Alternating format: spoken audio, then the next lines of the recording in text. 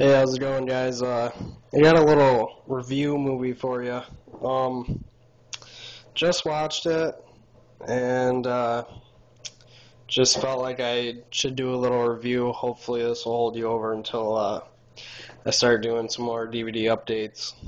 Now, if you look at my last videos, it will explain why I won't be buying DVDs for a little bit. But here you go. And this is Murder Set Pieces. Yeah, I'm in my mom's bathroom. I had to do some laundry. Um, so I just watched this. I've never seen it before, and it says warning, shocking, horrific, controversial. Um, One thing, like, okay, so it's about this fashion photographer, and he's like a schizophrenic or something, and he starts bringing home like club girls and hookers and all this other thing, and tells them it's about a photo shoot, and basically like slaughters them. And it's a really short movie. It's only like an hour and 18 minutes or something. Well, it says 83 minutes, but I just watched it. It was an hour and 18 from beginning to end credits.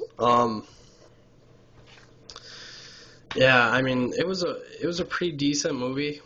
It was one of the better ones out of the last couple horrors I've actually bought. It's got Gunnar Hansen in it from the original Texas Chainsaw Massacre. He played Leatherface back in '74. Uh, he is in it, and it says his name right here, Gunnar Hansen. But honestly, he has like seriously like a 1 minute cameo. He sells this guy a gun. That's about it.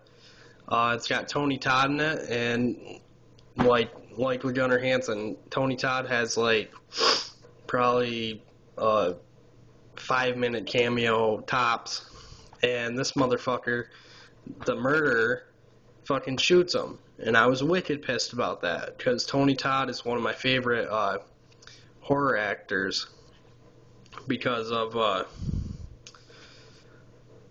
Final Destination he was in, and Candyman's. Well, he was in a bunch of other movies, but not really anything that comes to mind except for those. Now, what I didn't like about it was it was short. It didn't really have too much going in depth with the killing scenes. Like it did and it didn't. And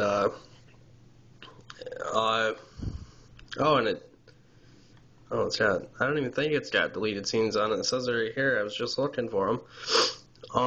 It doesn't even have a fucking trailer for it on there. I was kind of pissed because I never watched it before, and I wanted to see the trailer before I actually watched it. And I was really debating whether to watch this or not. And I'm glad I did, but at the same time, it's like I could have did something else for the hour and 18 minutes. Yeah.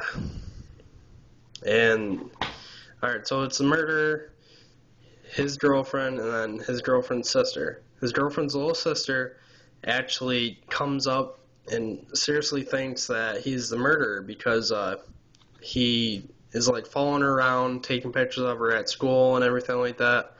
And her best friend goes missing, so she blames on him, and that's how the ending is. And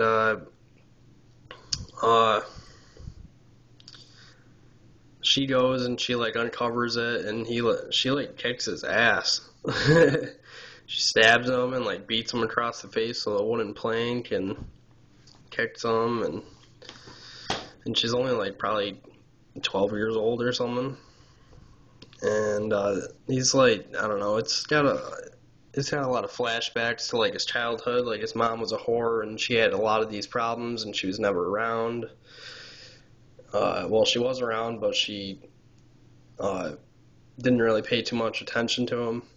And to be honest with you, this is like a one-time, maybe once a year watch movie.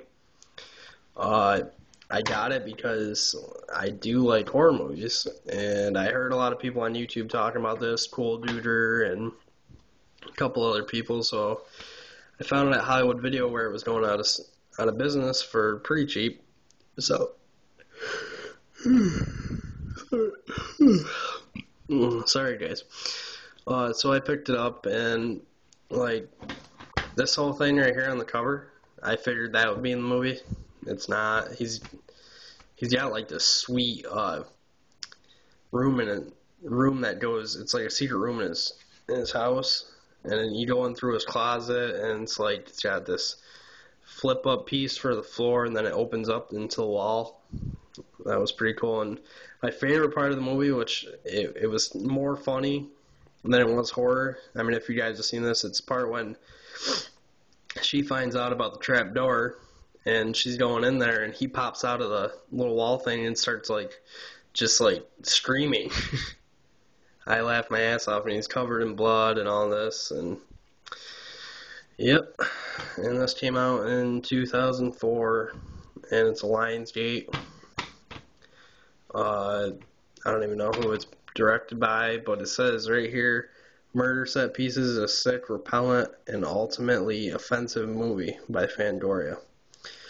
And on the front, it says, the most graphic horror film ever committed to celluloid, Hustler magazine. It has a lot of nudity, which that's awesome. It's got a lot of hot girls with big tits, and that was probably the reason why I was actually keep on watching this, because really, the movie's really slow getting into it, and it's I don't really want to rip on it too bad, but it was a really decent made movie if they added more of him slaughtering the girls or something like that. Honestly, I think throughout the whole movie there was maybe 10 to 15 minutes of actual him cutting people and whatever. And the longest scene, I think, is at the end when he's got the chainsaw to the girl. But yeah, I mean, if you can find it cheap, pick it up. And if you can rent it somewhere for cheap, or if you've already seen it, then you know what I'm talking about. Then it's a good watch. But I mean, if you're gonna pay full price for it, you might as well just save your money. But I hope you guys enjoyed this. Oh, I didn't show the inside. It's the same thing as the cover. I got the rated R. I don't know if it's if there is an unrated or not, but yeah, I hope you guys enjoyed this, and if you guys like these, comment and I'll do some more, because I got quite a bit of horror movies and movies I really enjoy and I could talk about. So, alright guys, thanks a lot.